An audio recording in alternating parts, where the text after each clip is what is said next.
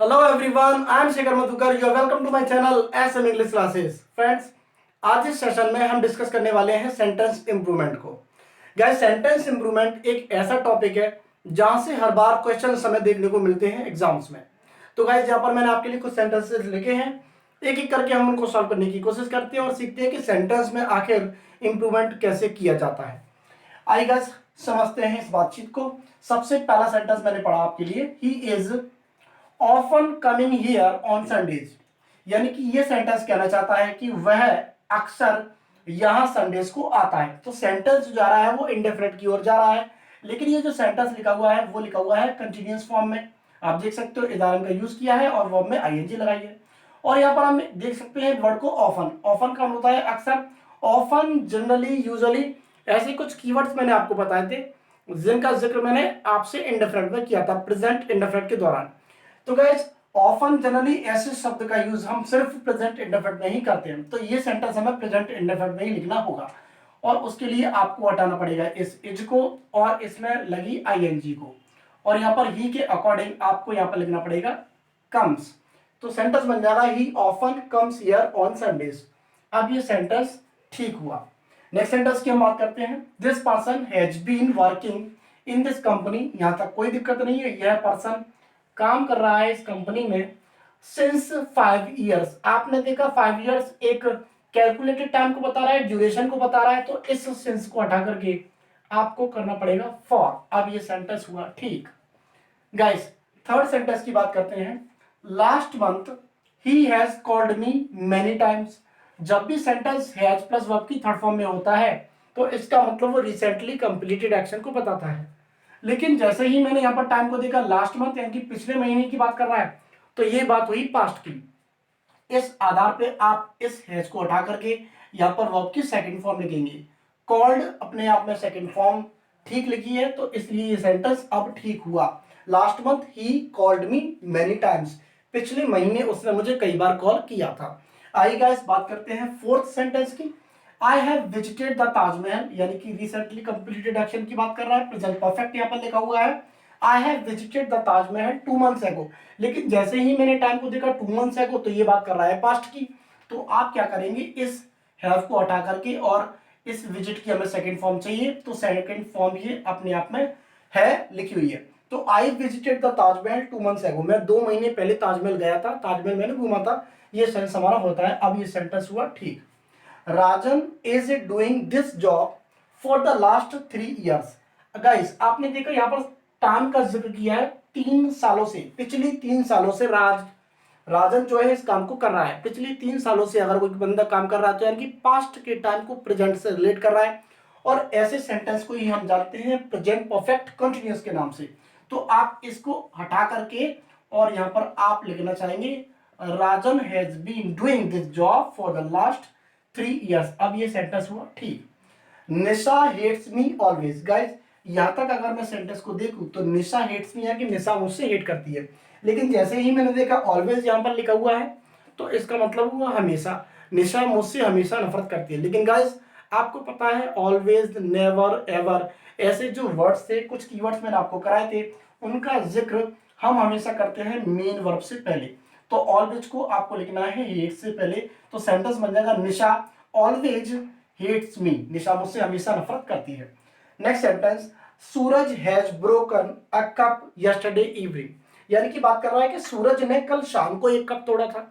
जब बात कर रहा है कल शाम की, पास्ट की जब ये बात कर रहा है, तो इस हैज को उठा करके और यहां पर हम लिखेंगे वर्ब की सेकंड फॉर्म। तो ब्रोकन क्योंकि थर्ड फॉर्म होती है, इसलिए आपको यहां पर लिखना होगा ब्रोक। तो Suraj broke a cup yesterday evening, कल शाम को सूरज ने एक कप तोड़ा था। इस तरीके से हम सेंटेंस इंप्रूवमेंट्स करते हैं। गाइस, उम्मीद करता हूं ये कॉन्सेप्ट, ये चीजें आपको समझ में आई होंगी। कुछ एग्जांपल्स और लेते हैं और इस कहानी को आगे लेकर के चलते हैं। तब तक आप इनको लिख लीजिए। गाइस, नेक्स्ट सेंटेंस आपके सामने लिखा हुआ है, how many times have you gone to Australia. यानी कि ये सेंटेंस पूछा जा रहा है कि तुम कितनी बार ऑस्ट्रेलिया गए हो। गए हो का मतलब तुम, अब सामने कोई बंदा है तो उससे पूछ रहे हैं तुम कितनी बार ऑस्ट्रेलिया गए हो। अभी तो वो आपके सामने ही है, यानी कि आप पूछना चाह रहे हो कि तुम कितनी बार ऑस्ट्रेलिया जाकर के आए हो। कितनी बार तुमने ऑस्ट्रेलिया का एक्सपीरियंस किया है। तो आप जब एक्सपीरियंस की बात करते हो, how many times have you gone नहीं लगाते, आप लगाते हो बीन। ये मैंने आपको सिखाया है, आपको पता ही है। How many times have you been to Australia, इसका डिस्कस हम कर चुके हैं, इसका डिस्कशन पहले ही। How many times have you been to Australia, तुम कितनी बार ऑस्ट्रेलिया गए हो। Next sentence, do you ever going to temple to worship, क्या पूछना चाह रहा है सेंटेंस। सेंटेंस को आप जरा गौर से देखेंगे तो ये सेंटेंस हमें लिखा हुआ आता है नजर इंडेफिनिट में, क्योंकि ये जो डू है वो प्रेजेंट इंडेफिनिट की हेल्पिंग वर्ब है। डू यू एवर, और यहाँ पर लिखा हुआ है आईएनजी, तो डू के साथ में हम कभी भी आईएनजी नहीं लगाते। Do you ever go to temple to worship, अब ये सेंटेंस सही हो जाएगा। और एक बात ये भी है गाइस, जब भी हम एवर का यूज करते हैं, नेवर का यूज करते हैं, तब भी हम इंडेफिनिट ही लिखते हैं, तब ये सेंटेंस ठीक है।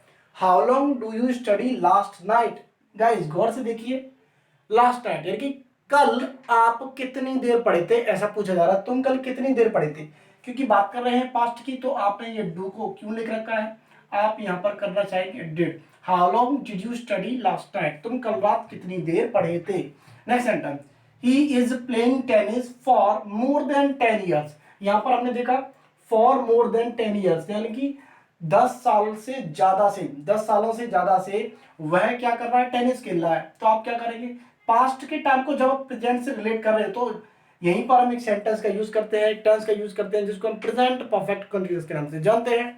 तो आप क्या करेंगे, इस हैज को हटा करके आप यहाँ पर लिखेंगे he has been playing tennis for more than 10 years. अब ये सेंटेंस हो जाता है correct. Next sentence, she has passed the examination 3 years ago, आपने देखा पास्ट के टाइम को, 3 साल पहले उसने एग्जाम को पास किया था। तो ये आपने लिखा है recently completed action has plus verb की थर्ड फॉर्म। आप इस हैज को हटा करके यहाँ पर लिखेंगे वर्ब की सेकंड फॉर्म, और पास्ट अपने आप में वर्ब की सेकंड फॉर्म है। अब ये सेंटेंस हो जाता है आपका correct. Next sentence, how long are you waiting for me, guys how long are you waiting for me यानी कि तुम कब से मेरा इंतजार कर रहे हो। टाइम के बाद में जब से आ जाता है, फिर से हमारा सेंटेंस प्रेजेंट परफेक्ट कंटिन्यूअस हुआ। तो आप यहाँ पर इस आर को हटा करके यहाँ पर लिखेंगे हाउ लॉन्ग हैव यू, और इसके बाद में लिखना चाहेंगे आप been. How long have you been waiting for me, अब ये सेंटेंस हुआ करेक्ट।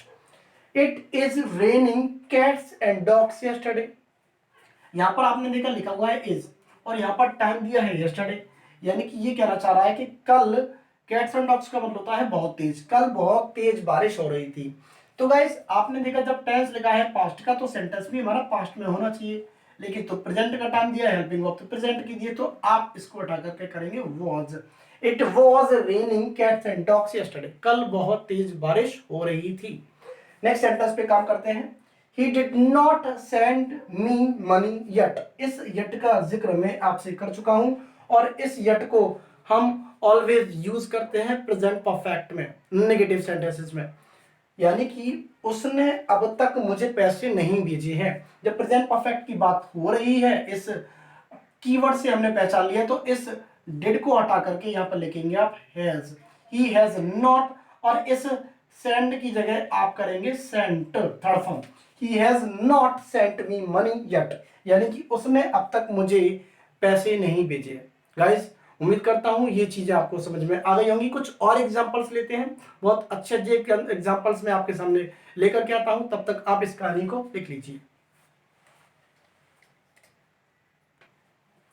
गाइस आगे चलते हैं और सॉल्व करते हैं नेक्स्ट क्वेश्चन को। अगला जो हमारा क्वेश्चन है लिखा है, I did not eat anything since morning, since morning से हमें पता चल रहा है यानी कि सुबह से मैंने कुछ नहीं खाया है। सुबह से मैंने कुछ नहीं खाया यानी कि पास्ट के टाइम को प्रेजेंट से रिलेट करने की बात यहाँ पर की जा रही है।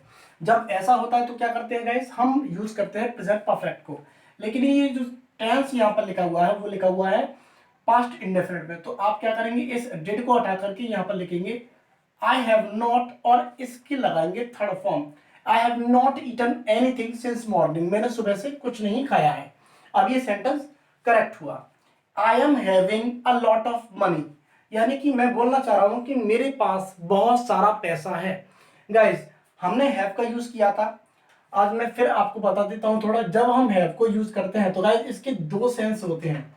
एक तो हम खाने पीने के लिए इसका इस्तेमाल करते हैं, खाना प्लस पीना जो भी है, और एक हैव का यूज करते हैं पोजेशन शो करने के लिए, यानी कि अपना अधिकार बताने के लिए, पोजेशन के लिए हम इसको यूज करते हैं। तो गाइस जब भी हम खाने और पीने के सेंस में हैव का यूज कर रहे हैं तब तो हम इसका सेंटेंस कंटिन्यूअस में बना सकते हैं। लेकिन जब आप पोजेशन की बात कर रहे हो कि मेरे पास एक कार है, मेरे पास एक घर है, मेरे पास कुछ नहीं है, मेरे पास बहुत सारा पैसा है, ऐसे सेंटेंस जब आप बना रहे हो तो आप इसका कभी भी कंटिन्यूअस नहीं बना सकते, अर्थात इसमें आप आईएनजी कभी यूज नहीं कर सकते। और यहाँ पर ये जो सेंटेंस लिखा है यहाँ पर यही सेंस हमारा दिया है, I am having a lot of money, नहीं I have a lot of money. आप क्या करेंगे, इस आईएनजी को भी हटाएंगे और इस एम को हटाएंगे। आई हैव, यहाँ पर मैं इसको फिर से लिख देता हूं, आई have a lot of money, यानी कि मेरे पास बहुत सारा पैसा है। इस तरीके से सेंटेंस करेक्ट हुआ।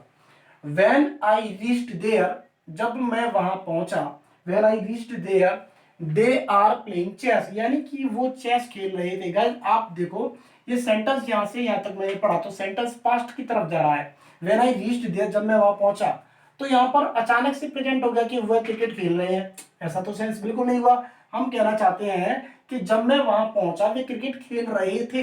पास्ट कंटिन्यूअस की जब हम बात कर रहे हैं तो आप यहाँ पर लिखेंगे वर, दे वर प्लेइंग चेस। अब ये सेंटेंस हो जाता है correct. Next sentence, my mother did not prepare breakfast till now, यानी कि मेरी माँ ने अब तक, टिल नाउ का मतलब तो आपको पता ही है, अब तक, मेरी माँ ने अब तक ब्रेकफास्ट तैयार नहीं किया है। टिल नाउ का जिक्र हम करते हैं प्रेजेंट परफेक्ट में, ये मैंने आपको बताया ही है। लेकिन ये जो सेंटेंस लिखा हुआ है वो लिखा हुआ है पास्ट इंडेफिनिट में, तो आप इस डिड को हटा करके लिखेंगे मदर के हिसाब से has, my mother has not, और इसकी लगाएंगे आप third form prepared, my mother has not prepared breakfast till now, यानी कि मेरी माँ ने अभी तक ब्रेकफास्ट नहीं बनाया है, ब्रेकफास्ट तैयार नहीं किया है।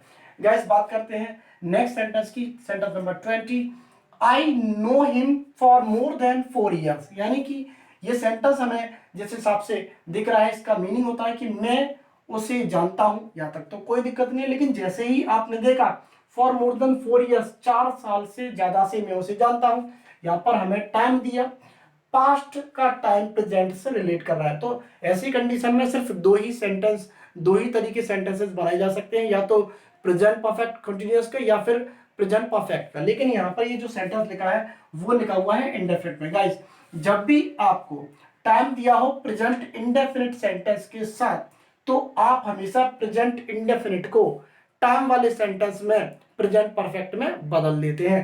तो आप क्या करेंगे, आप यहां पर करेंगे आई हैव, और इस नो की लगाएंगे थर्ड फॉर्म, तो यहां पर आप एन लगा दोगे, I have known him for more then 4 years. अब ये सेंटेंस बिल्कुल करेक्ट हो जाता है।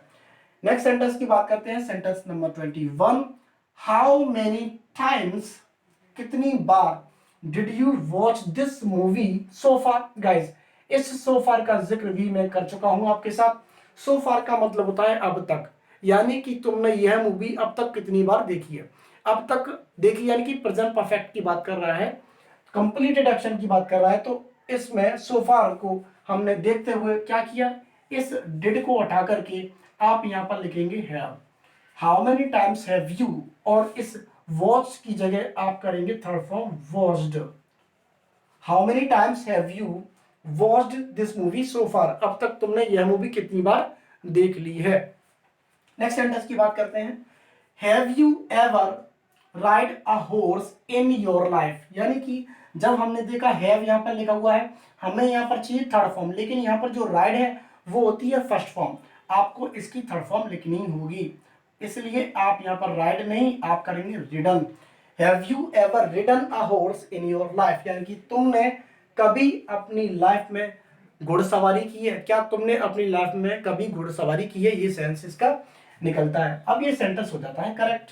Next sentence, I have already, I have already से गाइस हमें पता चला सेंटेंस परफेक्ट की तरफ जा रहा है। I have already tell him everything about it, यानी कि मैंने इसके बारे में उसे सब कुछ पहले ही बता रखा है। लेकिन हमने देखा टेल, टेल की यहाँ पर फर्स्ट फॉर्म लिखी है, जबकि हैव के साथ में हमें चाहिए था फॉर्म, और इसलिए हमने टेल को किया told. I have already told him everything about it.